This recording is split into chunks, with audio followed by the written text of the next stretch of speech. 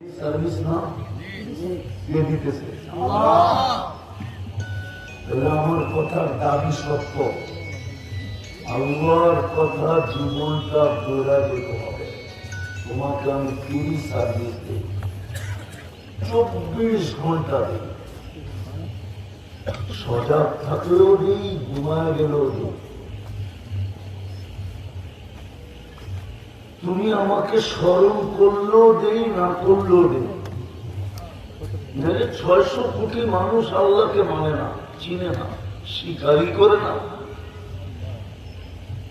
850 কোটি মানুষ বর্তমানে, 250 কোটি মুসলমান, বাকি 600 কোটি তো কাফের বেদিন। আল্লাহ বলে মানলেও সার্ভিস দেই, না মানলেও দেই। কেননা অস্তিত্ব দেওয়ার সময় তোমার সাথে অঙ্গীকারই ছিল,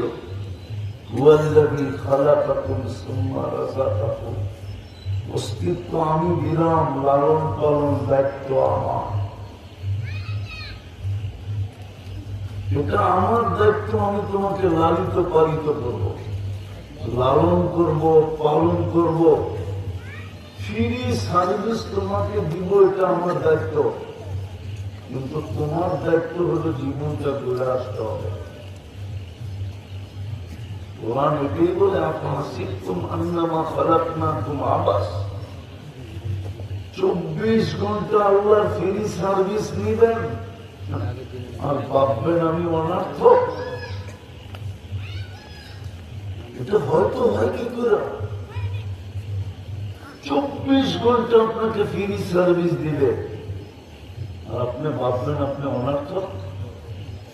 খানা কামানা, সোনা সুবা পথানা, এই জন্য আপনি কামাবেন, খাবেন, ঘুমাবেন আর সকালে খালি করবেন, আবার দৌড়াতে থাকবেন কামানোর জন্য। এই জন্য জীবন। একটু বিবেকটা দিয়ে ভাবেন না, বিবেক তো দিছে আল্লাহ। এই জন্যই তো বলে ওয়াস্তাফি নাফসাক, তুই তোর বিবেককে জিজ্ঞাসা কর, বিবেক কি বলে। 24 ঘন্টা ফ্রি সার্ভিস দিব আর তুমি অনার্থক, কোন উদ্দেশ্য নাই। আমি তো একটা দুটা দেখে না, পুরো শরীর খুলে দেখানো। আমি মিলে দিতে পারবো যদি আপনার উপরে 20 টাকা খরচ হয়।